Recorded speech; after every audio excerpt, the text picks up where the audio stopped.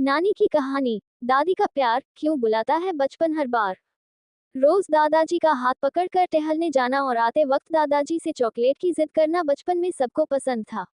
दादी की प्यार वाली डांट और अपनी गोद में बिठाकर खूब सारा दुलार करना तो आपको भी याद आता होगा ना। बचपन की बहुत सी धुंधली पड़ी यादों में आज भी नानी के घर की यादें बिल्कुल ऐसी ताज़ा हैं जैसे कल ही की बात हो। गर्मियों में स्कूल की छुट्टियां इसलिए अच्छी लगती थी क्योंकि उन छुट्टियों को हम नानी के घर जाकर बिताते थे। सारा दिन मौज मस्ती करने पर भी कोई डांटता नहीं था और शाम होते ही घर के सारे बच्चे नानी की चारपाई के पास बैठकर उनसे उनकी जवानी के किस्से और कहानियां सुना करते थे। नानी की कहानियां सुनना इतना दिलचस्प होता था कि कहानी खत्म होने तक घर के बड़े भी हमारे साथ बैठकर कहानी सुनते हुए दिखाई देते थे।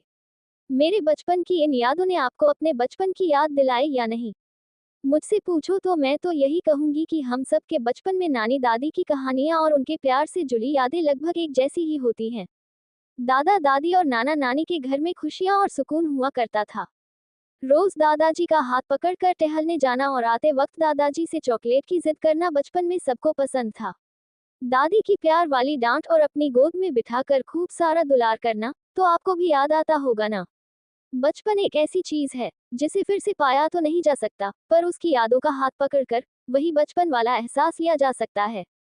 तो फिर चलिए मेरे साथ बचपन की गलियों की सैर पर। एक वक्त था जब बच्चे दादा दादी की गोद में बैठकर दादी माँ की कहानियां सुना करते थे, लेकिन अब दादी माँ की कहानियों में छिपे अनोखे प्यार की जगह मोबाइल ने ले ली है। बच्चे अब दादा दादी की कहानियां सुनने से ज्यादा वक्त फोन के साथ बिताते हैं। कहते हैं जिन घरों में बच्चे दादा दादी या नाना नानी के साथ रहते हैं वहां बच्चों में संस्कार और आदर्श भाव खुद ब खुद आ जाते हैं। हमें अपने बच्चों को किसी वीडियो गेम या मोबाइल की गंदी आदत की बजाय नानी या दादी माँ की कहानियां सुनने की आदत डालनी चाहिए, क्योंकि दादी माँ की कहानियां बच्चों को बहुत कुछ सिखाती हैं। नानी माँ या दादी माँ की कहानियां नैतिकता और ज्ञान से भरी हुई होती, जिनसे बच्चे जिंदगी के बहुत से सबक सीख जाते हैं। घर के बुजुर्गों से बच्चे जो कुछ सीखते हैं वो बच्चों की बचपन की जड़ों में खाद और पानी का काम करता है। जैसे पेड़ अच्छा खाद और पानी पाकर खूब बढ़ते हैं, उसी तरह बच्चे भी दादी नानी या दादाजी नाना जी के प्यार और आशीर्वाद से अपने जीवन में सकारात्मक शुरुआत करते हैं। मैं बहुत छोटी थी जब मेरी दादी गुजर गई।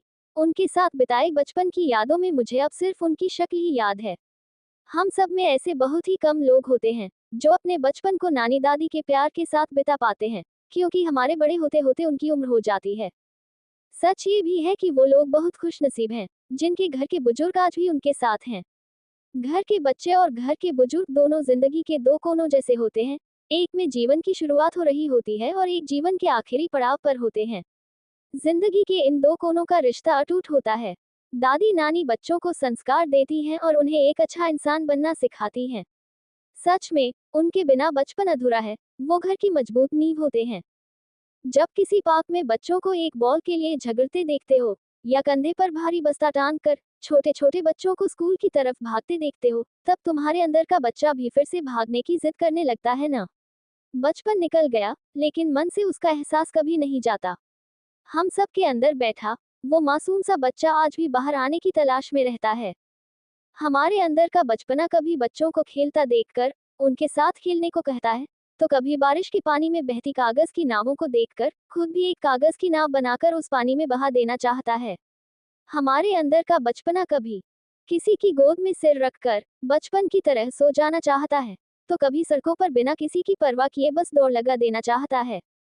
उम्र बढ़ गई तो क्या हुआ, हमारे अंदर के बच्चे और बचपने को जिंदा रखने और उसकी ख्वाहिशें पूरी करने की जिम्मेदारी तो हमारी है। कभी कभी मौका मिले तो उसी बचपने को फिर से जियो। दादी माँ की कहानियां फिर से याद कर लो, या संभव हो दादी नानी की कहानियां उनकी ही जुबानी फिर से सुन लो। बचपन की तरह फिर खेलने निकल जाओ या दादी नानी की गोद में सिर रखकर सुकून से सो जाओ। उनकी सुनो, अपनी कहो, उनसे दिल खोलकर बात करो। अपने अंदर बचपन संभाल कर रखो, और बचपन बुलाए तो फिर उन यादों को जीने बेझिझक चले जाओ। अपने बचपन की सबसे प्यारी याद हमारे साथ कमेंट में शेयर जरूर करें। ऐसे ही और आर्टिकल पढ़ने के लिए सोलवेदा हिंदी से जुड़े रहें।